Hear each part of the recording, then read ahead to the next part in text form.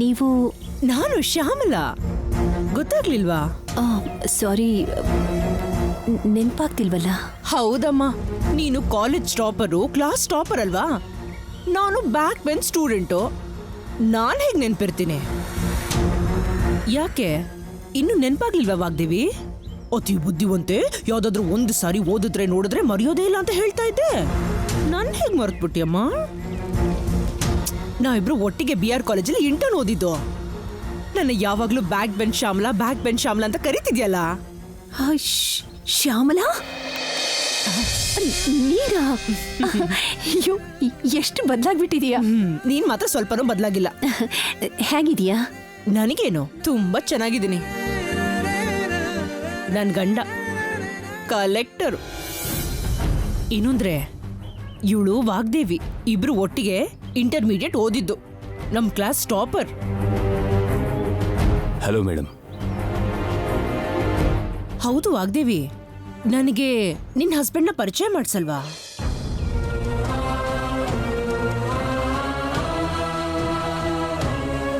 ಏನ್ರಿ, ಇವರು ಶ್ಯಾಮಲಾ ಅಂತ. ನಾವಿಬ್ರು ಒಟ್ಟಿಗೆ ಓದಿದ್ದು, ಇಂಟರ್ಮೀಡಿಯೇಟ್ ಕ್ಲಾಸ್ಮೇಟ್ಸ್.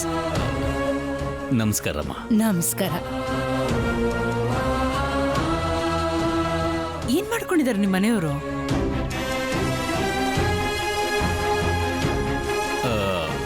ನಾನ್ ಜಾಸ್ತಿ ಓದ್ಕೊಂಡಿಲ್ಲ ರೀ. ಊರಲ್ಲಿ ಹೊಲ ಇದೆ, ವ್ಯವಸಾಯ ಮಾಡ್ತೀನಿ. ಇದೇನೇ ವಾಗ್ದೇವಿ, ಕ್ಲಾಸಲ್ಲಿ ಟಾಪರ್ ನೀನು, ಎಲ್ಲದ್ರಲ್ಲೂ ಮುಂದೆ ಇರ್ತಿದ್ದವಳು. ನಾವೆಲ್ಲ ನೀನೆಲ್ಲೋ ಇರ್ತೀಯಾ, ಏನೋ ಸಾಧನೆ ಮಾಡಿರ್ತೀಯ ಅಂತ ಅನ್ಕೊಂಡಿದ್ರೆ ನೀನೇನೆ ಹೀಗೆ ಹೊಲ ಗದ್ದೆ ಅಂದ್ಕೊಂಡಿದ್ಯಲ್ಲ. ಹೌದು, ಆಗೇನೋ ಓದದೆ ಜೀವನ, ಶಿಕ್ಷಣನೇ ದೊಡ್ಡದು, ಓದದೇ ಇದ್ದವರು ಏನು ಮಾಡಲ್ಲ, ಓದಿದ್ರೆ ಮಾತ್ರ ಸಾಧಿಸ್ಬೋದು ಅಂತ ಏನೇನೋ ಹೇಳ್ತಿದ್ಯಲ್ಲ ನೀನು. ಮತ್ತಷ್ಟೆಲ್ಲ ಓದಿ ನೀನೇನ್ ಸಾಧನೆ ಮಾಡಿದ್ಯೋ? ಮನೆ ಕೆಲ್ಸ, ಹೊಲದ ಕೆಲ್ಸ, ಮಹಾ ಅಂದ್ರೆ ಸ್ಕೂಲಲ್ಲಿ ಟೀಚರ್ ಕೆಲ್ಸ, ಅಷ್ಟೇ ತಾನೆ. ಇನ್ನಿಷ್ಟೇ ನಿನ್ ಬದುಕು. ತಪ್ಪೇನಿಲ್ಲ ಬಿಡು. ಓದಲ್ಲಿ ಮುಂದೆ ಇರೋರೆಲ್ಲ ಜೀವನದಲ್ಲೂ ಮುಂದೆ ಇರಬೇಕು ಅಂತೇನೂ ಇಲ್ವಲ್ಲ. ನಾನು ಯಾವಾಗ್ಲೂ back bench Shyamala, back bench Shyamala ಅಂತ ಕರಿತಿದ್ಯಲ್ಲ. ಆದ್ರೆ ಈಗ ನೋಡು, ನಿಮ್ಮ ಸ್ಕೂಲ್ ಉದ್ಘಾಟನೆಗೆ ನಿನಗಿಂತ ಮುಖ್ಯವಾಗಿರೋ ಅತಿಥಿ ಸ್ಥಾನದಲ್ಲಿ ಕೂತ್ಕೊಂಡಿದ್ದೀನಿ. ಏನೇ ಆದ್ರೂ ಮನುಷ್ಯನ ಅವನ ಪರಿಸ್ಥಿತಿನ ಬದಲಾಯಿಸೋದು ಕಾಲನೇ ವಾಗ್ದೇವಿ.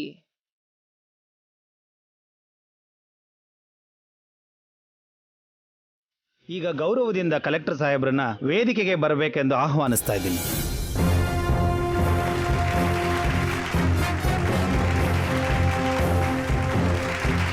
ನೋಡ್ತೀಯ ವಾಗ್ದೇವಿ, ನಿನ್ನ ಗಂಡ ಇಲ್ಲಿ ಜನರ ಮಧ್ಯೆ ಕೂತ್ಕೊಂಡಿದ್ರೆ ನನ್ನ ಗಂಡ ಅಲ್ಲಿ ಮೇಲ್ ಕೂತಿದ್ದಾರೆ. ವಿಧಿ ಅಂದ್ರೆ ಇದೇ ತಾನೆ. ಪರೀಕ್ಷೆ ಚೆನ್ನಾಗಿ ಬರೆದ್ರೆ ಮಾರ್ಕ್ಸ್ ಜಾಸ್ತಿ ಬರುತ್ತೆ. ಆದ್ರೆ ಜೀವನ ಚೆನ್ನಾಗಿರ್ಬೇಕು ಅಂದ್ರೆ ಹಣೆ ಬರಹ ಚೆನ್ನಾಗಿರ್ಬೇಕು. ಏನ್ ಮಾಡೋದು, ಅದು ನಿನ್ ಪಾಲಿಗೆ ಚೆನ್ನಾಗಿಲ್ಲ ಬಿಡು. ನಿನ್ನ ನೋಡ್ತಾ ಇದ್ರೆ ನನಗೆ ತುಂಬಾ ನೋವಾಗುತ್ತೆ ವಾಗ್ದೇವಿ. ಅಯ್ಯೋ ಪಾಪ ಅನ್ಸುತ್ತೆ.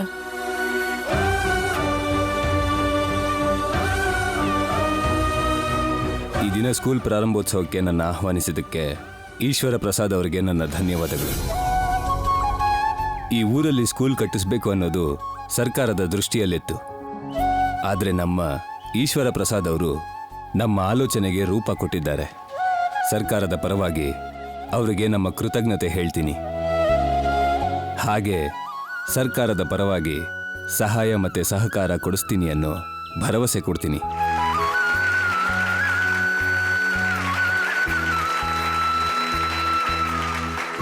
ಇನ್ನೊಂದು ಮುಖ್ಯವಾದ ವಿಷಯ ಇಲ್ಲಿಗೆ ಬಂದಮೇಲೆ ತಿಳಿತು, ಅರುಣ್ ಪ್ರಸಾದ್ ಅವರ ಹೆಂಡತಿ ಮತ್ತು ನನ್ನ ಹೆಂಡತಿ ಸ್ನೇಹಿತರು ಅಂತ.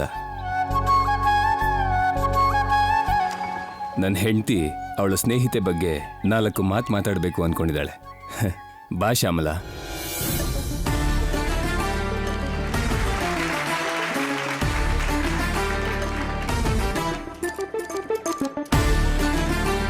ವಾಗ್ದೇವಿ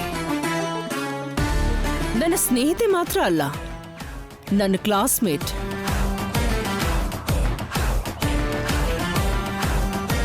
ಓದಿನಲ್ಲಿ ತಿಳುವಳಿಕೆಯಲ್ಲಿ ನಮ್ಮೆಲ್ರಿಗಿಂತ ಎತ್ತರದಲ್ಲಿ ಇದ್ದವಳು.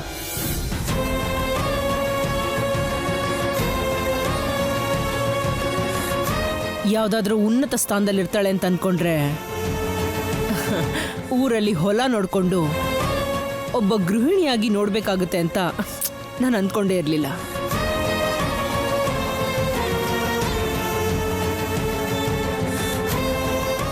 ಏನ್ ಮಾಡೋದು, ದುರಾದೃಷ್ಟ. ಆದ್ರೆ ಅದು ನಿಮ್ಮೆಲ್ಲರ ಅದೃಷ್ಟ. ಅವಳು ಮನಸ್ಸು ಮಾಡಿದ್ರೆ ನಿಮ್ ಮಕ್ಕಳನ್ನ ತನ್ನ ಹಾಗೆ ನಂಬರ್ 1 ಆಗಿ ರೆಡಿ ಮಾಡ್ತಿದ್ಲು.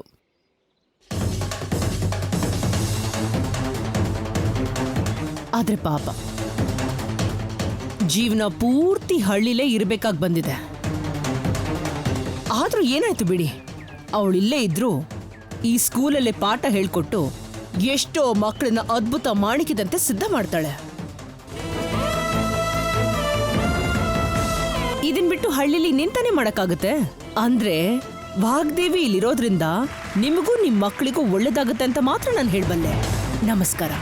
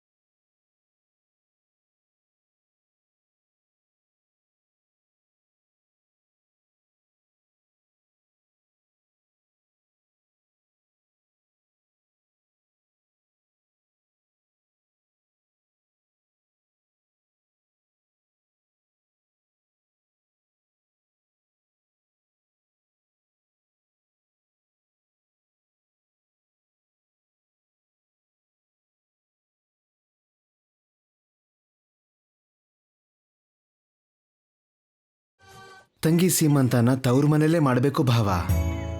ಸರಸು ಹುಟ್ಟಿದಾಗ ಮನೆ ಪರಿಸ್ಥಿತಿ ಚೆನ್ನಾಗಿಲ್ಲದೆ ಮಾಡೋಕ್ಕಾಗಲಿಲ್ಲ. ಈಗಲೂ ಕೂಡ ಪರಿಸ್ಥಿತಿ ಏನ್ ಚೆನ್ನಾಗಿದೆ. ಅಣ್ಣಂಗ ಆ ವಿಷಯ ಗೊತ್ತಿಲ್ದೆ ಏನು? ಎಲ್ಲಿ ನಡೆದ್ರೆ ಏನಮ್ಮ, ನೀವಿಬ್ರು ಇಲ್ಲೇ ಇದ್ದು ಎಲ್ಲ ನೋಡ್ಕೋತಿದ್ದೀರಾ, ಅಷ್ಟು ಸಾಲದ? ಅದೇ ನಮಗೆ ಸಂತೋಷ.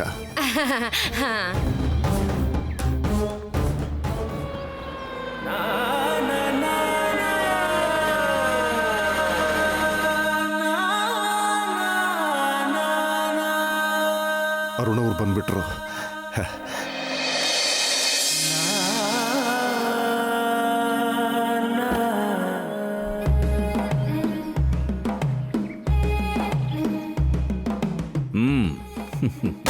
ಬಾ.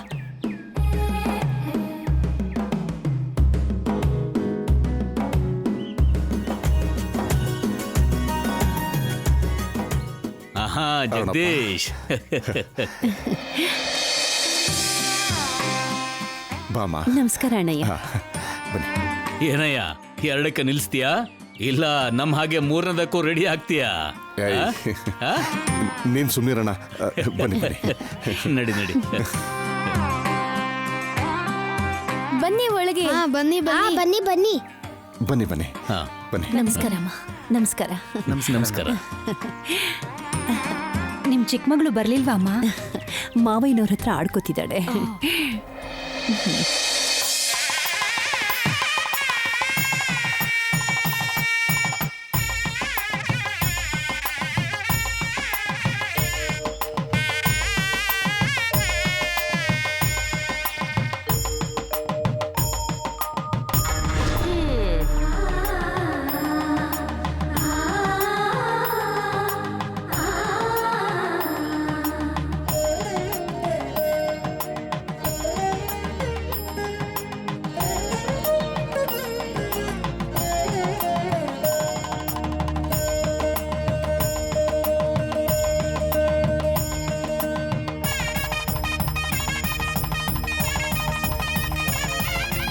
ನಿನ್ ಹಾಗೆ ಸುಂದರವಾಗಿರೋ ಜಾಣ್ ಮಗನೇ ಹುಟ್ಲಿ.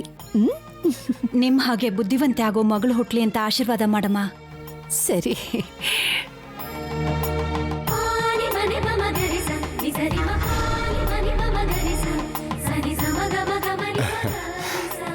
ಶಾರದಮ್ಮ ಯಾಕೆ ಅಲ್ಲೇ ನಿಂತಿದ್ಯಾ? ಬಾಬಾ.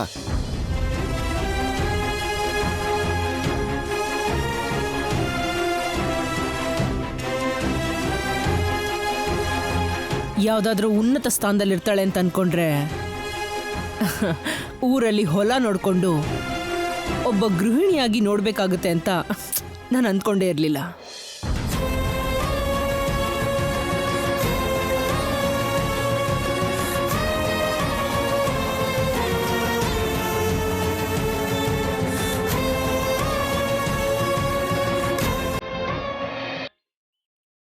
ಏನ್ರಿ,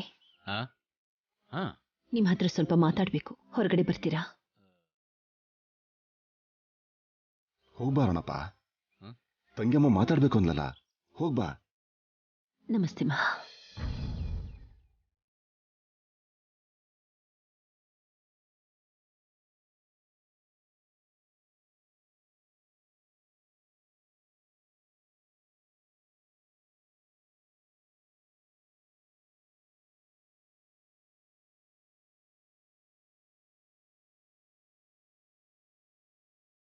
ಹೋಗ್ ನೋಡು. ಸರಿ, ನೋಡ್ತೀನಿ. ಹಾ, ಹೋಗು. ಏನ್ರಿ, ಅರುಣಣ್ಣ ವಾಗ್ದೇವಿ ಅಮ್ಮನ ಊಟಕ್ಕೆ ಕರ್ಕೊಂಡು ಹೋಗಿ. ಅವ್ರು ಹೊರಗಡೆ ಇದ್ದಾರೆ, ಬರ್ತಾರೆ ಉಮಾ. ಅವ್ರು ಬಂದ ತಕ್ಷಣ ನಾನೇ ಕರ್ಕೊಂಡು ಹೋಗ್ತೀನಿ. ನಾಗಮಣಿ, ಹುಷಾರ್ ನೋಡ್ಕೋ. ನಾನ್ ಬರ್ತೀನಿ. ಸರಿ ಅಣ್ಣ. ಹಾ, ಬನ್ನಿ ಬನ್ನಿ, ಎಲ್ಲ ಬನ್ನಿ, ಊಟಕ್ಕೆ ಬನ್ನಿ. ಏನಾದ್ರೂ ಇದ್ರೆ ಮನೆ ಹತ್ರನೇ ಮಾತಾಡ್ಬೋದಾಗಿತ್ತಲ್ಲ. ಮನೆ ಹತ್ರ ಮಾತಾಡೋದಕ್ಕೆ ನೀವು ನನಗೆ ಸಿಗ್ಬೇಕಲ್ಲ, ಅದಕ್ಕೆ ಇಲ್ಲೇ ಮಾತಾಡೋಣ ಅಂತ ಹೊರಗಡೆ ಕರೆದಿದ್ದು. ಸರಿ, ಅದೇನು ಬೇಗ ಹೇಳು. ಏನಿಲ್ಲ ರೀ, ನಮ್ಮ ವಿಷಯದಲ್ಲಿ ನಾನೊಂದು ನಿರ್ಧಾರಕ್ಕೆ ಬಂದಿದ್ದೀನಿ. ನೀವು ಆಗಲ್ಲ ಅನ್ಬಾರ್ದು. ಯಾವ ವಿಷಯದ ಬಗ್ಗೆ? ನೀವು ಓದಿಲ್ಲ ಅನ್ನೋ ವಿಷಯ ನನ್ನಿಂದ ಮುಚ್ಚಿಟ್ಟು ನಮಗೆ ಮದುವೆ ಮಾಡಿಸಿ ನಿಮ್ಮ ತಂದೆ, ನನ್ನ ತಂದೆ ನನಗೆ ಮೋಸ ಮಾಡಿದ್ದಾರೆ. ಯಾವಾಗಲೂ ಮುಗ್ದೋಗಿದ್ದ ವಿಷಯಕ್ಕೆ ಇವಾಗ ಯಾಕೆ ಮಾತಾಡ್ತಿದ್ದೆ ವಾಗ್ದೇವಿ? ಅದು ಇಲ್ಲಿ. ನನ್ನನ್ನು ಪೂರ್ತಿ ಮಾತಾಡೋದಕ್ಕೆ ಬಿಡಿ.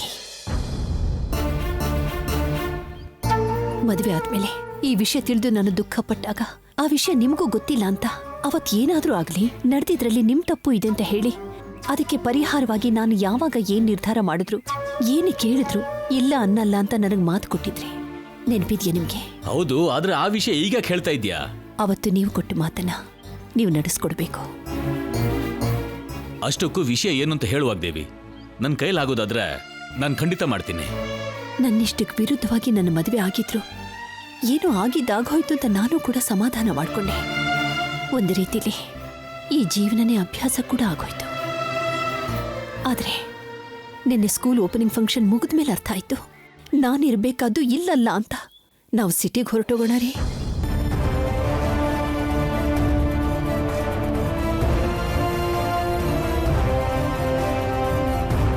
ಸಿಟಿಗ? ಏನ್ ಮಾತಾಡ್ತಿದ್ಯಾ ವಾಗ್ದೇವಿ?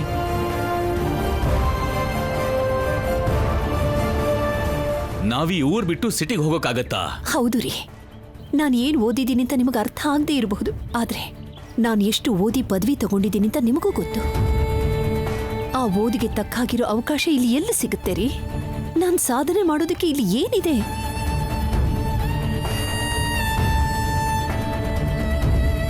ಅದಕ್ಕೆ ನಾವು ಸಿಟಿಗೆ ಹೊರಟೋಗ್ಬಿಡೋಣ. ಅಲ್ಲಾದ್ರೆ ತುಂಬಾ ಅವಕಾಶ ಇದೆ. ನಾನು ಅಂದ್ಕೊಂಡಿದ್ದೇನೆ ಅಲ್ಲಿ ಸಾಧಿಸಬಹುದು. ಆಗೋದಿಲ್ಲ ವಾಗ್ದೇವಿ, ಯಾವತ್ತೂ ಆಗ್ಬಾರ್ದು ಅಂತಾನೆ ಕೇಳ್ಕೊತೇನೆ. ಯಾಕಾಗೋದಿಲ್ಲ? ವೈ? ಚಿಕ್ಕ ವಯಸ್ಸಿನಿಂದ ನಾನು ಓದ್ಕೊಂಡಿರೋ ಓದು, ನನ್ನ ತಿಳುವಳಿಕೆ, ಆಲೋಚನೆಗಳು, ಆಸೆಗಳು ಎಷ್ಟೊಂದಿದೆ ರೀ. ಇಲ್ಲೇ ಇದು ಅದನ್ನ ವೇಸ್ಟ್ ಮಾಡು ಅಂತೀರಾ? ಪ್ಲೀಸ್ ಸ್ವಲ್ಪ ಅರ್ಥ ಮಾಡ್ಕೊಳ್ರಿ. ಏನ್ ಅರ್ಥ ಮಾಡ್ಕೋಬೇಕು? ನನ್ಗೆ ಈ ಹೊಲ ವ್ಯವಸಾಯ ಬಿಟ್ರೆ ಇನ್ನೇನು ಗೊತ್ತಿಲ್ಲ. ನಿನ್ ಜೊತೆ ಸಿಟಿಗೆ ಬಂದು ನಾನೇನ್ ಮಾಡ್ಬೇಕು? ನೀವೇನು ಮಾಡ್ಬೇಕಾಗಿಲ್ಲ, ನನ್ ಜೊತೆಲಿದ್ರೆ ಅಷ್ಟೇ ಸಾಕು ರೀ. ಎಲ್ಲ ಎಲ್ಲ ನಾನ್ ನೋಡ್ಕೋತೀನಿ ರೀ. ತಿಳಿದೋ ತಿಳಿದೇನೋ ದೊಡ್ಡೋರ್ ಮಾಡಿದ ತಪ್ಪಿಗೆ ನನ್ನ ಜೀವನನೇ ಹಾಳಾಗೋಯ್ತು ರೀ. ಈಗ ತಪ್ಪನ್ನ ತಿದ್ಕೊಳ್ಳೋದಕ್ಕೆ ಇದೊಂದು ದೊಡ್ಡ ಅವಕಾಶ ಅಂತ ಅಂದ್ಕೊಳ್ರಿ.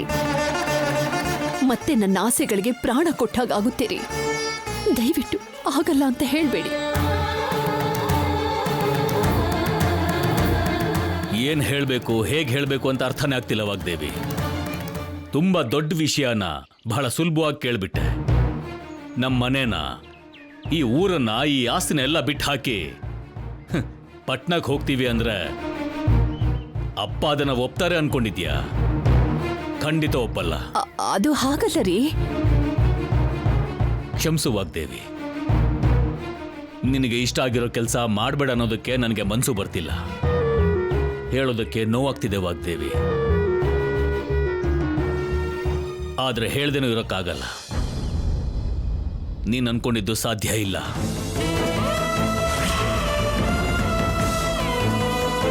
ಇನ್ನು ಈ ವಿಷಯದ ಬಗ್ಗೆ ಮರ್ತು ಬಿಡು. ಮತ್ ನಿನಗೆ ಕೊಟ್ಟಿರೋ ಮಾತಿನ ವಿಷಯ ಹೇಳೋದಾದ್ರೆ ಇದೊಂದನ್ನು ಬಿಟ್ಟು ನೀ ಇನ್ನೇನಾದ್ರೂ ಕೇಳು. ಏನಾದ್ರೂ ಸರಿ, ನನ್ನ ಶಕ್ತಿಗೆ ಮೀರಿದ್ದಾದ್ರೂ ಸರಿ, ಮಾಡ್ತೀನಿ.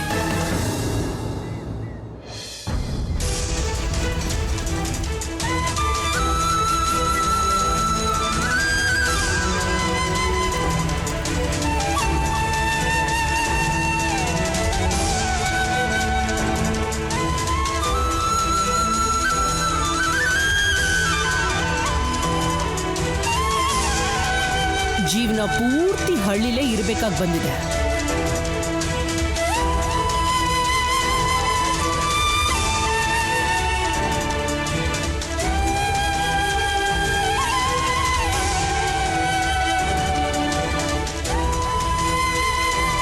ಭಾವ, ಸುಂದರ ಭಾವ. ಹಾ ಭಾವ ಎಲ್ಲಿದೀಯಾ? ಬಂದೆ ಭಾವ. ಇತ್ತಗೋ, ಒಳಗಡೆ ಇಟ್ಬಿಡು. ಸರಿ ಸರಿ. ತಂಗಿ ಹತ್ರ ಮಾತಾಡಿದಾಯ್ತಾ? ಹಾ, ಮುಗೀತು. ಸರಿ, ಇಬ್ರು ಬನ್ನಿ. ತಂಗಿಯಮ್ಮ ಬಂದ್ಯಾ? ಬನ್ನಿ, ಊಟ ಮಾಡೋಣ ಬನ್ನಿ. ಬೇಡ ಅಣ್ಣಯ್ಯ, ನನ್ಗೆ ಯಾಕೋ ತುಂಬಾ ತಲೆನೋಯ್ತಿದೆ.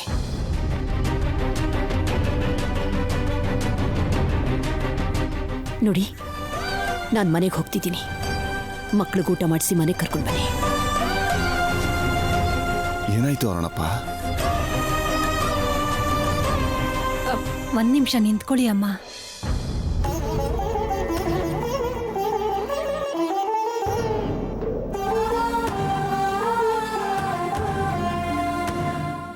ನಿಮ್ ಮನ್ಸು ಯಾಕೆ ಸರಿಯಿಲ್ಲ ಅನ್ನೋದು ನನಗೆ ಗೊತ್ತು ವಾಗ್ದೇವಮ್ಮ. ಹೊರಗಡೆ ನೀವು ಮಾತಾಡಿದನ್ನೆಲ್ಲ ಕೇಳಿಸ್ಕೊಂಡೆ. ನಿಮ್ ಹೊಲನ ನಾವು ಉಳ್ಮೆ ಮಾಡೋರಾದ್ರೂ ನೀವ್ ಯಾವತ್ತೂ ನಮ್ಮನ್ನ ಕೆಲಸದೋರಾಗಿ ನೋಡಿಲ್ಲ ಅಣ್ಣ. ಇವ್ರ ಸ್ನೇಹಕ್ಕೆ ಬೆಲೆ ಕೊಡ್ತಾ ಇದ್ದೀರಾ. ನನ್ನನ್ನ ಸ್ವಂತ ತಂಗಿಗಿಂತ ಹೆಚ್ಚಾಗಿ ನೋಡ್ಕೊಂಡಿದ್ದೀರಾ. ಅದೇ ಸಲ್ಗೆಯಿಂದ ತಂಗಿಯಾಗಿ ಕೇಳ್ತಾ ಇದ್ದೀನಿ ಅಣ್ಣ. ವಾಗ್ದೇವಮ್ಮ ಕೇಳೋದ್ರಲ್ಲಿ ತಪ್ಪೇನಿದೆ ಅಣ್ಣ? ನೀವು ಕೂಡ ಪಟ್ನಕ್ಕೆ ಹೋದ್ರೆ ತಪ್ಪೇನಿದೆ?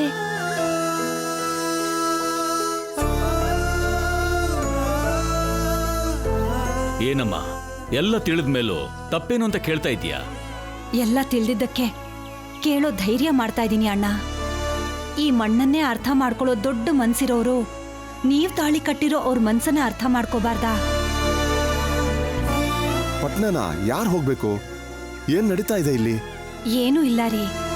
ವಾಗ್ದೇವಮ್ಮನವರು ಎಷ್ಟೊಂದು ಓದ್ಕೊಂಡಿದಾರಲ್ಲ, ಪಟ್ನಕ್ ಹೋಗಿ ಏನಾದ್ರೂ ಮಾಡೋಣ ಅಂತಿದ್ರೆ ಅಣ್ಣ ಮಾತ್ರ ಬೇಡ ಅಂತಿದ್ದಾರೆ. ನೀನೇ ಹೇಳು, ಇಲ್ಲಿ ಮನೆ ಹೊಲ ಎಲ್ಲ ಬಿಟ್ಟು ಹಾಕಿ ಪಟ್ನಕ್ಕೆ ಹೋಗಿ ನಾನೇನ್ ಮಾಡ್ಬೇಕು? ಅಲ್ದೆ ಅಪ್ಪನ ಬಗ್ಗೆ ನಿನ್ಗೂ ಗೊತ್ತಲ್ವಾ? ಮನೇಲಿ ಇರ್ಬೇಕಾದವ್ರನ್ನ ಹೊರಗಡೆ ಹೋಗಿ ಬಿಡ್ತಾರ?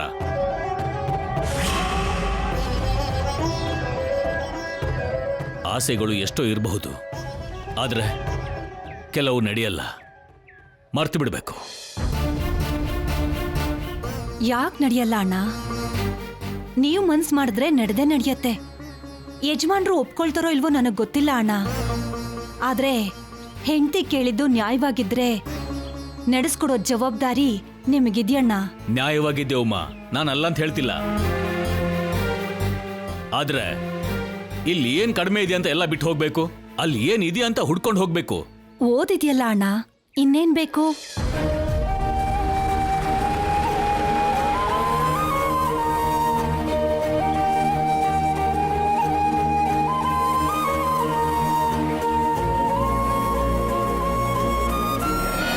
ನಾವಂತೂ ಹೇಗೂ ಓದಿಲ್ಲ ಅಣ್ಣ. ನಮ್ಗೆ ಈ ಊರ್ ಬಿಟ್ರೆ ಬೇರೆ ಲೋಕನೇ ಗೊತ್ತಿಲ್ಲ, ಬೇರೆ ಬದುಕೂ ಗೊತ್ತಿಲ್ಲ ಅಣ್ಣ. ಆದ್ರೆ ವಾಗ್ದೇವಮ್ಮ ಓದಿದರಣ್ಣ. ಈ ಹಳ್ಳಿಲೇ ಇದ್ದು ಕಳ್ದು ಹೋಗೋ ಬದಲು 10 ಜನಕ್ಕೆ ಬೆಳಕು ಕೊಡೋ ದೀಪನ ಆರೋಗೋ ಹಾಗೆ ಮಾಡೋದು ತಪ್ಪು ಅಣ್ಣ. ಅಮ್ಮನವರು ಅಷ್ಟೆಲ್ಲ ಓದ್ಕೊಂಡಿದ್ದಾರೆ ಅಣ್ಣ. ಅದ್ ಯಾವ ಕೆಲ್ಸಕ್ಕೂ ಬರ್ದೆ ದಂಡ ಆಗತ್ತೆ ಅಂದ್ರೆ ಎಷ್ಟು ದುಃಖ ಆಗ್ಬೋದು. ಜೀವನ ಪೂರ್ತಿ ಅದನ್ನ ನೆನೆಸ್ಕೊಂಡು ಅತ್ತು ಸಮಾಧಾನ ಮಾಡ್ಕೊಂಡ್ರು ಆ ನೋವು ಕಡಿಮೆ ಆಗತ್ತಾ ಅಣ್ಣ? ಪಾಪ ವಾಗ್ದೇವಮ್ಮ ಎಷ್ಟು ರಾತ್ರಿಗಳು ನಿಮಗ್ ಗೊತ್ತಿಲ್ದೇ ಇರೋ ಹಾಗೆ ಹತ್ತಿದರು.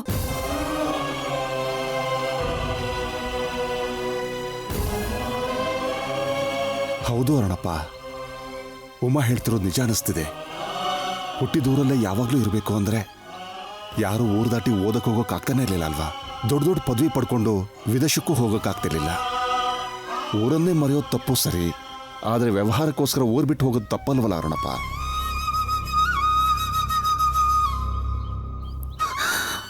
ಬೇಡ ಅಣ್ಣಯ್ಯ, ಅವ್ರನ್ನ ಬಲವಂತ ಮಾಡೋದ್ರಲ್ಲಿ ಏನೂ ಅರ್ಥ ಇಲ್ಲ.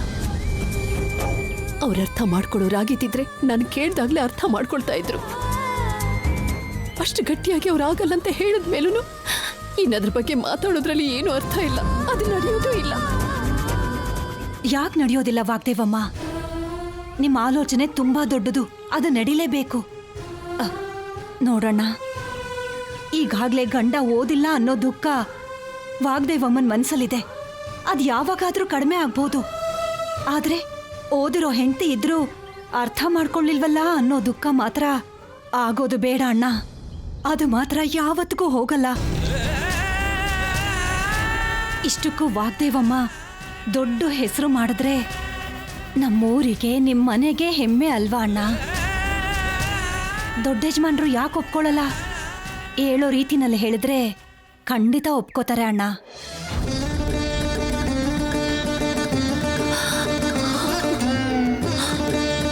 ನೀನ್ ಮನೆಗೆ ಹೋಗಿ ಒಂದ್ಸಲ ಮಾತಾಡು ಅರುಣಪ್ಪ.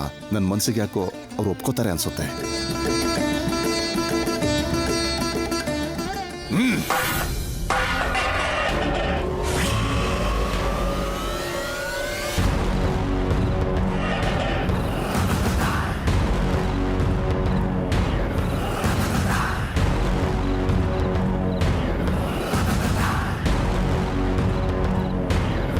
ಹುಚ್ಚಿಡ್ದಿದ್ಯಾ ನಿಮ್ಗೆ? ನನ್ನ ಈ ಮನೆನ ಈ ಊರನ್ನೇ ದೂರ ಮಾಡಿ ಪಟ್ನಕ್ಕೆ ಹೋಗ್ಬೇಕು ಅಂತಿದ್ದೀರಾ? ತಲೆ ಕೆಟ್ಟು ಹೋಗಿದ್ಯಾ ನಿಮ್ಗೆ? ಊರಿಂದ ಯಾರಾದ್ರೂ ವಲಸೆ ಹೋಗ್ತೀನಿ ಅಂತಿದ್ರೆ ಅವ್ರನ್ನ ತಡೆದು ಆಶ್ರಯ ಕೊಟ್ಟು ಆದರ್ಶದ ಮನೆ ಇದು. ಈಗ ನೀವೇ ವಲಸೆ ಹೋಗ್ತೀವಿ ಅಂದ್ರೆ ನಾನು ಒಪ್ಕೋತೀನಿ ಅನ್ಕೊಂಡಿದ್ಯಾ? ಅದು ಹಾಗಲ್ಲ. ಮಾತಾಡ್ಬೇಡ. ಏನ್ ಕಡಿಮೆ ಆಗಿದೆ ನಿನಗೆ? ನಿನ್ ಮದುವೆ ಆದವಳಿಗೆ ಅರಮನೆ ಅಂತ ಮನೆ, 100 ಎಕರೆ ಹೊಲ, ಬೇಕಾದಷ್ಟು ಐಶ್ವರ್ಯ, ಇವೆಲ್ಲ ನಮ್ಮನಲ್ಲೇ ಇದೆ. ನಾವಂದ್ರೆ ಪ್ರಾಣ ಕೊಡೋ ಜನರಿದ್ದಾರೆ. ಇವನ್ನೆಲ್ಲ ಬಿಟ್ಟು ಪಟ್ನಕ್ಕೆ ಹೋಗಿ ಏನ್ ಮಾಡ್ಬೇಕು ಅನ್ಕೊಂಡಿದ್ಯಾ? ಎಲ್ರಿಗೂ ಆಸ್ತಿ ಅಂತಸ್ತೆ ತೃಪ್ತಿ ಕೊಡೋದಿಲ್ಲ ಅಪ್ಪ. ಅದನ್ನು ಮೀರಿರೋ ಕೆಲವು ಆಸೆಗಳಿರ್ತವೆ. ನಿಮ್ ಸೊಸೆ ಕೂಡ ಹಾಗೆ ಅಪ್ಪ. ಅವಳು ಬಹಳ ದೊಡ್ಡ ಓದ್ಕೊಂಡಿದ್ದಾಳೆ, ಬಹಳ ದೊಡ್ಡ ಆಸೆ ಇಟ್ಕೊಂಡಿದ್ದಾಳೆ. ಇಲ್ಲೇ ಇದ್ರೆ ಅದ್ಯಾವುದು ನೆರವೇರಲ್ಲ ಅಪ್ಪ. ಅದಕ್ಕೆ ಪಟ್ನಕ್ಕೆ ಹೋಗ್ಬೇಕು ಅನ್ಕೊಂಡಿದ್ದಾಳೆ. ಅವಳಿಷ್ಟನು ಕೇಳ್ಬೇಕಲ್ವಾ ಅಪ್ಪ? ಬಾಯಿ ಮುಚ್ಚು. ಮದುವೆ ಆದವಳು ಹಾರಾಡ್ತಿದ್ರೆ ಬುದ್ಧಿ ಹೇಳಿ ಒಂದ್ ಕಡೆ ಕೂರ್ಸೋದ್ ಬಿಟ್ಟು ಹೆಂಡತಿ ಹೇಳ್ದ ಕೇಳ್ತಿದ್ಯಾ? ನಾಚಿಕೆ ಆಗಲ್ವಾ ನಿನ್ಗೆ? ಯಾರು ಎಲ್ಲೂ ಹೋಗೋ ಅಗತ್ಯ ಇಲ್ಲ. ಬಾಗ್ಲು ದಾಟಿ ಕಾಲನ್ನ ಅಂಗಳಕ್ಕೂ ಇಡೋ ಹಾಗಿಲ್ಲ. ಒಪ್ಪಲ್ಲ ಅಂದ್ರೆ ಹೇಗಪ್ಪ? ಅವಳು ಮನ್ಸೆಲ್ಲ ಓದಿನ ಮೇಲೆ ಇಟ್ಕೊಂಡು ಇಲ್ಲಿ ಬಲವಂತವಾಗಿ ಉಳ್ಕೊಂಡು ಮನ್ಸಲ್ಲೇ ದುಃಖ ಪಡ್ತಿದ್ರೆ ನಾವು ಸಂತೋಷವಾಗಿರಲ್ಲ ಅಪ್ಪ. ನಾನು ಓದಿಲ್ಲದೆ ಇದ್ರು ನನ್ನ ಪರಿಸ್ಥಿತಿನ ಅರ್ಥ ಮಾಡಿಕೊಂಡು ನನ್ನ ಜೊತೆಗೆ ಇದ್ದಾಳೆ. ಮಾತು ಕೊಟ್ಟಿದ್ದೀನಪ್ಪ, ಕರ್ಕೊಂಡು ಹೋಗ್ಲೇಬೇಕು. ಎಷ್ಟು ಧೈರ್ಯನೋ ನಿನಗೆ? ನನಗೆ ಎದುರು ವಾದಿಸ್ತೀಯಾ ನಿನ್ನ?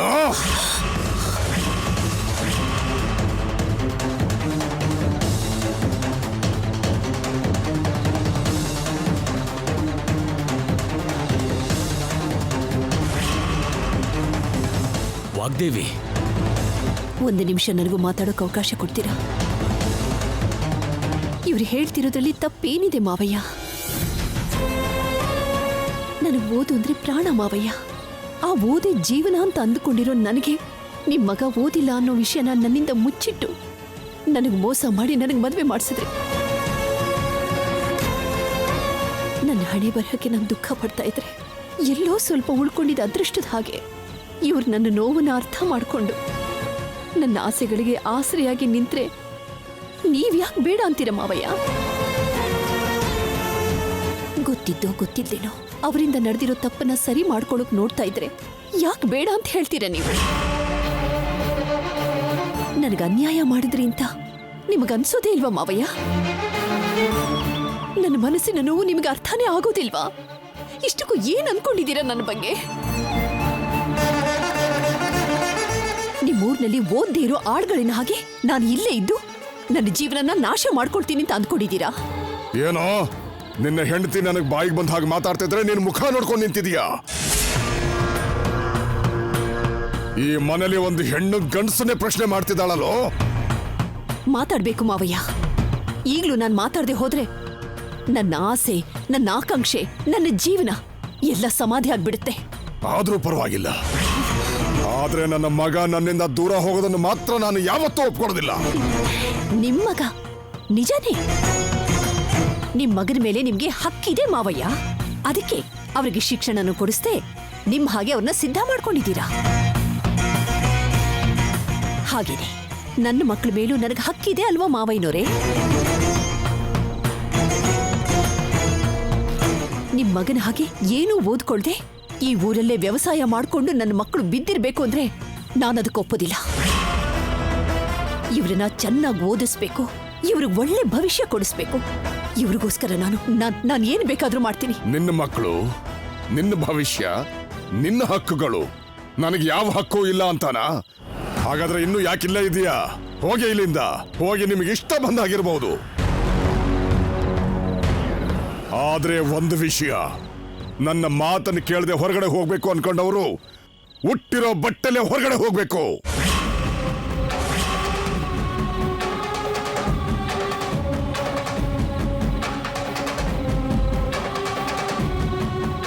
ನನ್ನ ಆಸ್ತಿಲಿ ಒಂದು ನಯಾ ಪೈಸೆ ಕೂಡ ನಿಮ್ಗೆ ಸಿಗೋದಿಲ್ಲ. ಆಸ್ತಿ ಮೇಲೆ ಆಸೆ ಇರೋಳೆ ಆಗಿದ್ದಿದ್ರೆ ಯಾವತ್ತೋ ನನ್ನ ಆಸೆನೆಲ್ಲ ಪಕ್ಕಕ್ಕಿಡ್ತಾ ಇದ್ದೆ ಮಾವಯ್ಯ. ನನಗೆ ನಿಮ್ಮ ಹಣ, ನಿಮ್ಮ ಆಸ್ತಿ, ನಿಮ್ಮ ದೊಡ್ಡಸ್ಕಿಗಿಂತ ನನಗೆ ಓದಿನ ಮೇಲಿರೋ ನಂಬಿಕೆನೆ ನನಗೆ ತುಂಬಾ ದೊಡ್ಡದು ಮಾವಯ್ಯ. ಹಾಗಾದ್ರೆ ಹೋಗು, ನಿನ್ನ ನಂಬಿಕೆಯಿಂದ ಅದೇನು ಸಾಧಿಸ್ತೀಯೋ ನಾನು ನೋಡ್ತೀನಿ. ಹೋಗು.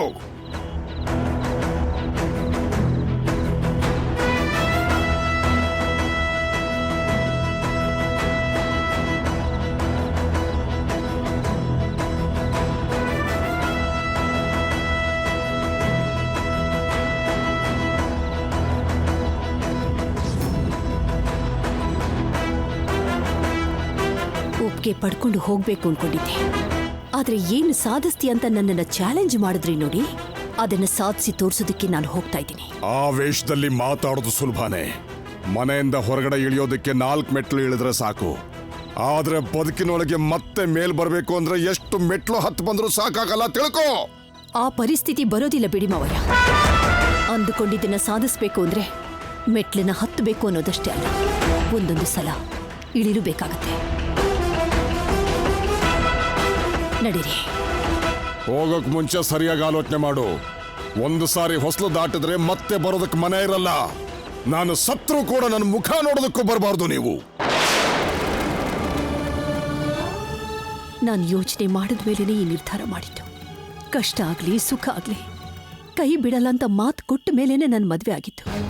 ನನ್ನ ಮಕ್ಕಳ ಭವಿಷ್ಯಕ್ಕೋಸ್ಕರ ನಾನು ತಗೊಂಡಿರೋ ಈ ನಿರ್ಧಾರ ನಿಮಗೆ ಸರಿ ಅಂತ ಅನ್ಸಿದ್ರೆ ನನ್ನ ಜೊತೆ ಬನ್ನಿ. ಇಲ್ದಿದ್ರೆ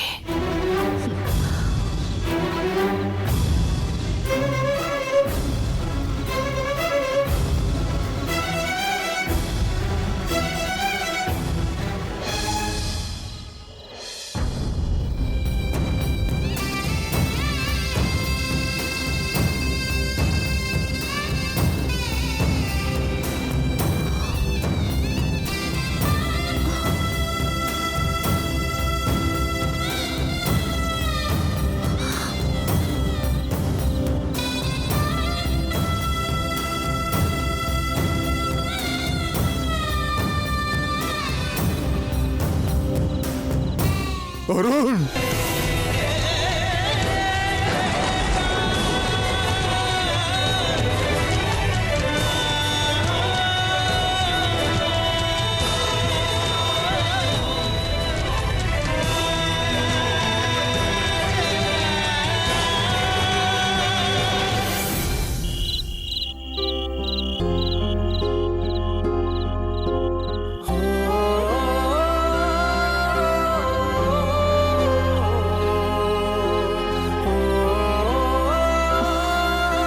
ನೀವು ಬರಲ್ವೇನೋ ಅಂದ್ಕೊಂಡಿದ್ದೆ.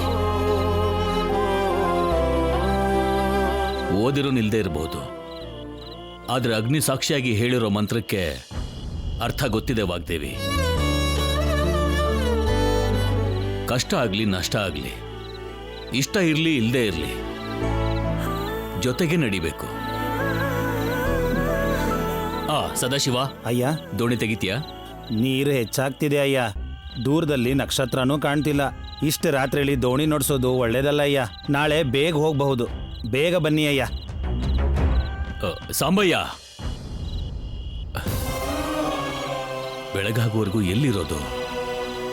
ಈ ಟೈಮಲ್ಲಿ ಎಲ್ಲಿಗೆ ಹೋಗೋದು ರೀ?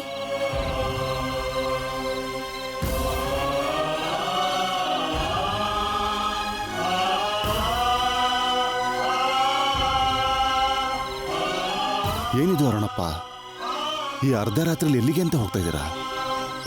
ಇರೋ ಪರಿಸ್ಥಿತಿಲಿ ಇಲ್ಲಿದ್ದಾಗ ರಾತ್ರಿ ಏನೋ ಹಗಲೇನೋ ಹೋಗ್ಲೇಬೇಕಾಗಿದ್ದಿಲ್ಲ ಜಗದೀಶ. ಹೀಗಾಗತ್ತೆ ಅಂತ ಅನ್ಕೊಂಡಿರ್ಲಿಲ್ಲ ಅಣ್ಣ.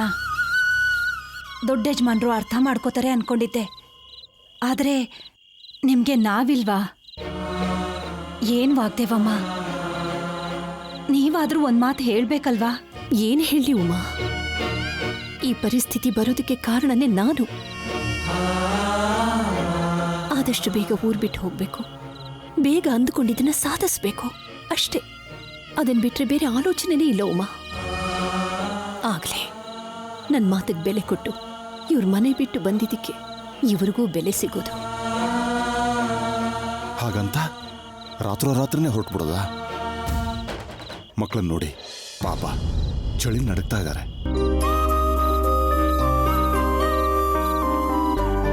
ಮೊದಲು ಮನೆಗೆ ಹೋಗಿ ಏನ್ ಮಾಡ್ಬೇಕು ಅಂತ ಯೋಚನೆ ಮಾಡೋಣ. ಬನ್ನಿ ಬನ್ನಿ ಅಣ್ಣ. ಬನ್ನಿ, ಬರಪ್ಪ. ನಡೀರಿ. ಬನ್ನಿ ಮಕ್ಳ. ಬನ್ನಿ ಮಕ್ಕಳ, ಬನ್ನಿಮ್ಮ, ಬಾ. ಬನ್ನಿ.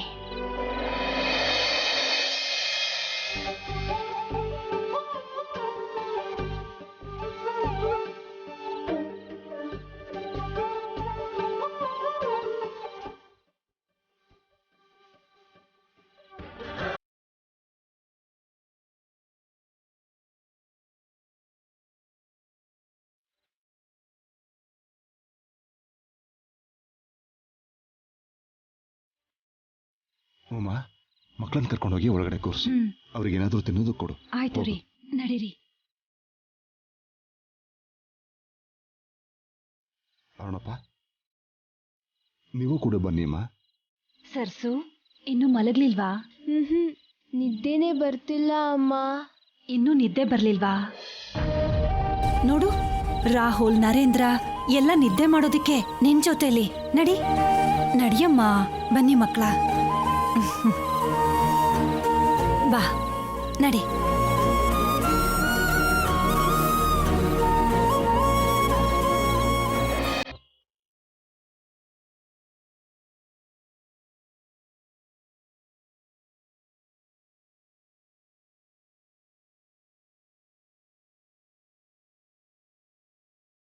ಏನ್ ಯೋಚನೆ ಮಾಡ್ತಿದ್ದೀರಾ ರೀ? ಮನೆ ಬಿಟ್ಟು ಯಾಕೆ ಬಂದೆ ಅಂತ ಅಲ್ಲ, ಏನ್ ಮಾಡೋದು ಅಂತ. ಹಾಕಿರೋ ಬಟ್ಟೆ ಬಿಟ್ರೆ ಕೈಯಲ್ಲಿ ₹1 ಕೂಡ ಇಲ್ಲ. 3 ಮಕ್ಕಳನ್ನು ಕರ್ಕೊಂಡು ನಾವು ಹೇಗ್ ಬದುಕೋದು? ನೀವಿಷ್ಟೊಂದು ಆಲೋಚನೆ ಮಾಡ್ತಿದ್ದೀರಾ ಅಂದ್ರೆ ನನ್ನ ಮೇಲೆ ನಿಮ್ಗಿನ್ನೂ ನಂಬಿಕೆ ಬಂದಿಲ್ಲ ಅಲ್ಲ?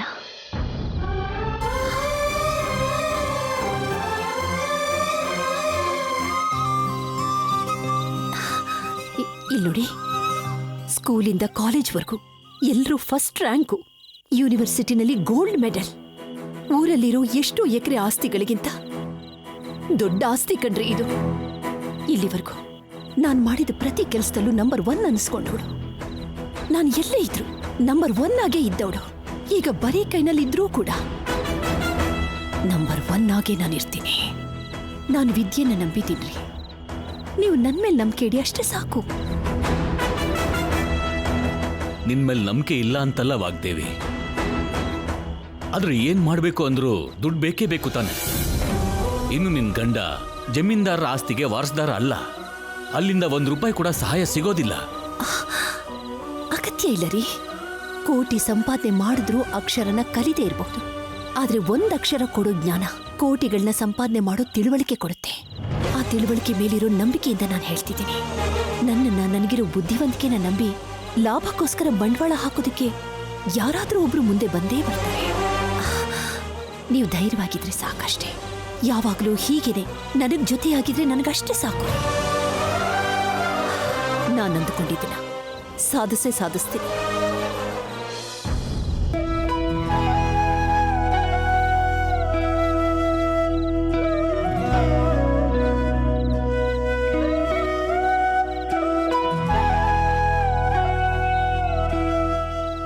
ವಾಗ್ದೇವಮ್ಮ ನೋವು ಹೇಳ್ಕೊಂಡ್ರೆ ದೊಡ್ಡ ಯಜಮಾನ್ರು ಅರ್ಥ ಮಾಡ್ಕೋತಾರೆ ಅನ್ಕೊಂಡಿದ್ದೆ, ಆದ್ರೆ ಇಷ್ಟು ಮೂರ್ಖತನ ಮಾಡ್ತಾರೆ ಅನ್ಕೊಂಡಿರ್ಲಿಲ್ಲ. ದೊಡ್ಡಯ್ಯನ ಬಗ್ಗೆ ಗೊತ್ತೇ ಇದೆಯಲ್ಲ, ಅವ್ರಿಗೆ ಕೋಪ ಬಂದ್ರೆ ಮನೆಯವರಾದ್ರೂ ಅಷ್ಟೇ, ಬೇರೆಯವರಾದ್ರೂ ಅಷ್ಟೇ. ಆದ್ರೆ ವಾಗ್ದೇವಮ್ಮ ದೊಡ್ಡ ಹೆಸರು ಮಾಡಿದ್ರೆ ದೊಡ್ಡ ಯಜಮಾನ್ರಿಗೆ ಹೆಮ್ಮೆ ಅಲ್ವೇನ್ರಿ? ಅದನ್ನ ಯಾಕೆ ಅವ್ರು ಅರ್ಥ ಮಾಡ್ಕೋತಾ ಇಲ್ಲ? ಅಷ್ಟು ಅರ್ಥ ಮಾಡ್ಕೊಳ್ಳೋರಾಗಿದ್ರೆ ಅರುಣಪ್ಪ ಓದಿಲ್ಲ ಅನ್ನೋ ಸತ್ಯ ಮುಚ್ಚಿಟ್ಟು ಈ ಮದುವೆ ಮಾಡ್ತಾನೆ ಇರಲಿಲ್ಲ. ಅವರು ಹಳೆ ಕಾಲದ ಮನುಷ್ಯರು ಉಮ್ಮ, ಜಮೀನ್ದಾರರು ಬೇರೆ. ಮನೆ ಸೊಸೆ ಅಂದ್ರೆ 4 ಗೋಡೆ ಮಧ್ಯ ಇರಬೇಕು, ಮನೆ ಕೆಲಸ ನೋಡ್ಕೋಬೇಕು, ಅಷ್ಟೇ ಯೋಚನೆ. ಈ ಆಸೆ ಆಶಯ ಏನೂ ಅರ್ಥ ಆಗಲ್ಲ. ಇದೆಲ್ಲ ಹೋಗ್ಲಿ ಬಿಡು, ಅರುಣಪ್ಪನ್ ನೋಡಿದ್ರೆ ನೋವಾಗುತ್ತೆ. ನಾನು ಈ ಪರಿಸ್ಥಿತಿ ಬರ್ಬೋದು ಅಂತ ಊಹಿಸ್ಕೊಂಡೇ ಇರಲಿಲ್ಲ. ಈ ಊರು ಹೊಲ ಬಿಟ್ರೆ ಇನ್ನೇನು ಗೊತ್ತಿಲ್ಲ ಉಮ್ಮ. ಪಾಪ ಎಲ್ಲ ಬಿಟ್ಟು ಪಟ್ನಕ್ಕೆ ಹೇಗೆ ಹೋಗೋದು ಅಂತ ಚಿಂತೆ ಮಾಡ್ತಿದ್ದಾರೆ. ನಡೆದಿರೋದ್ರಲ್ಲಿ ನಮ್ ತಪ್ಪು ಕೂಡ ಇದೆಯಲ್ರಿ. ಮಾಮೂಲಾಗಿದ್ದಿದ್ರೆ ನಿಧಾನವಾಗಿ ಸಮಯ ನೋಡಿ ಮಾತಾಡ್ತಾ ಇದ್ರೋ ಏನೋ. ನಾನೇ ದೊಡ್ಡ ಯಜಮಾನ್ರ ಹತ್ರ ಮಾತಾಡಿ ಅಂತ ಅವ್ರನ್ನ ತೊಂದರೆಗೆ ಸಿಕ್ಕಾಕಿಸ್ದೆ. ಏನ್ರಿ, ನಾವೇ ಅವ್ರಿಗೇನಾದ್ರೂ ಸಹಾಯ ಮಾಡ್ಬೇಕು.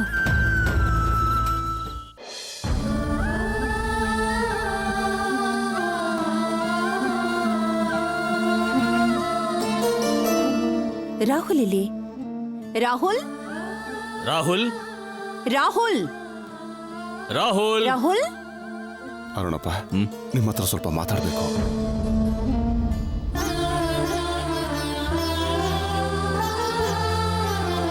ನನ್ನ ಹತ್ರ ಬಾಕಂದ. ನಡಿ. ಬನ್ನಿ.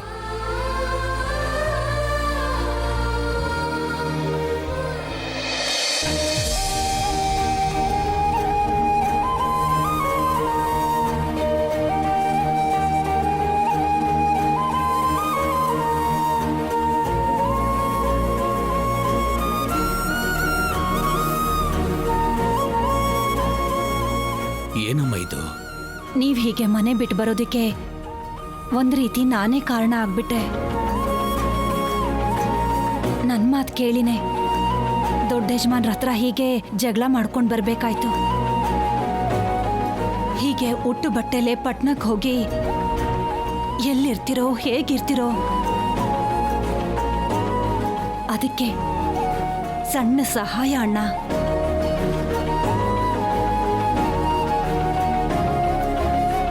ನಿಮ್ಮ ಭೂಮಿಲಿ ಕೆಲಸ ಮಾಡ್ಕೊಂಡಿರೋರು ನಾವು.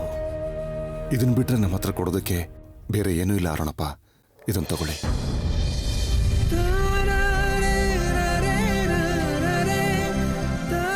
ಬೇಡ ಅಮ್ಮ, ನಿನ್ನ ಅಣ್ಣನ ಪರಿಸ್ಥಿತಿನ ನೋಡಿ ಎಲ್ಲ ಕೊಡೋ ದೊಡ್ಡ ಮನ್ಸು ನಿನ್ಗಿದ್ರು ನಿನ್ ಪಾಲಿನ ಈ ಬಂಗಾರ ತಗೊಂಡು ಹೋಗೋದಕ್ಕೆ ನನಗೆ ಖಂಡಿತ ಮನ್ಸಿಲ್ಲಮ್ಮ. ಬೇಡ ಅನ್ಬೇಡ ಅಣ್ಣ. ನಾನು ಕೊಡ್ತಿರೋದು ಕೂಡ ನನ್ನ ಸಮಾಧಾನಕ್ಕೆ ಅನ್ಕೊಳ್ಳಿ. ವಾಗ್ದೇವಮ್ಮನ ಕನಸು ನೆರವೇರ್ಬೇಕು ಅಂದ್ರೆ ಎಷ್ಟು ದುಡ್ಡು ಬೇಕಾಗತ್ತೋ ಏನೋ, ಅದಕ್ಕಾದ್ರೂ ಸಹಾಯ ಆಗ್ಬೋದು. ತಗೊಳ್ಳಿ ಅಣ್ಣ. ಒಳ್ಳೆತನಕ್ಕೂ ಒಂದು ಮಿತಿ ಇರ್ಬೇಕಮ್ಮ. ಬೇಡಮ್ಮ, ನಾವೇನಾದ್ರೂ ಮಾಡ್ತೀವಿ. ಏನ್ ಮಾಡ್ತೀಯ ಅರುಣಪ್ಪ? ಸಮಯನೂ ಇಲ್ಲ. ಬೇರೆ ಯಾರನ್ನೋ ಯಾಕೆ ಕೇಳಬೇಕು? ಅಷ್ಟಕ್ಕೂ ಮುಜುಗರ ಪಡಕ್ ನಾವೇನ್ ಬೇರೆಯವರ? ಹೋಗ್ಲಿ, ಹೇಗಾದ್ರೂ ನೀವು ಅಂದ್ಕೊಳ್ಳಿ ಅಣ್ಣ. ನಾಳೆ ವಾಗ್ದೇವಮ್ಮ ಚೆನ್ನಾಗಿ ಸಂಪಾದನೆ ಮಾಡಿದ್ರೆ ನನಗೆ ನನ್ನ ಮನೆಯವ್ರಿಗೆ ಯಾವುದೋ ರೀತಿಲಿ ಸಹಾಯ ಮಾಡಿ. ಒಂದ್ ವೇಳೆ ವಾಗ್ದೇವಮ್ಮ ತಗೊಳ್ಳೋದಕ್ಕೆ ಮುಜುಗರ ಪಟ್ರೆ ಸಾಲ ಅಂತ ತಗೊಳಕ್ ಹೇಳಿ ಅಣ್ಣ. ತಗೋ ಅರ್ಣಪ್ಪ. ತಗೊಳ್ಳಿ ಅಣ್ಣ.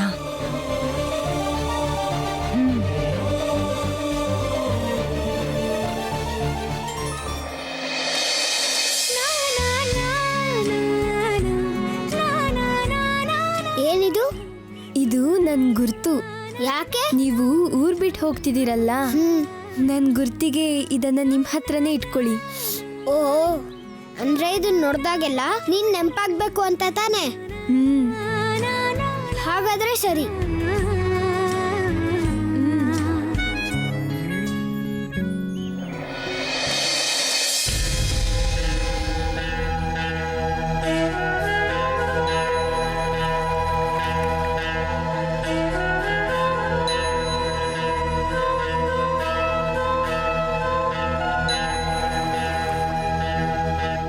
ಅರುಣಪ್ಪ,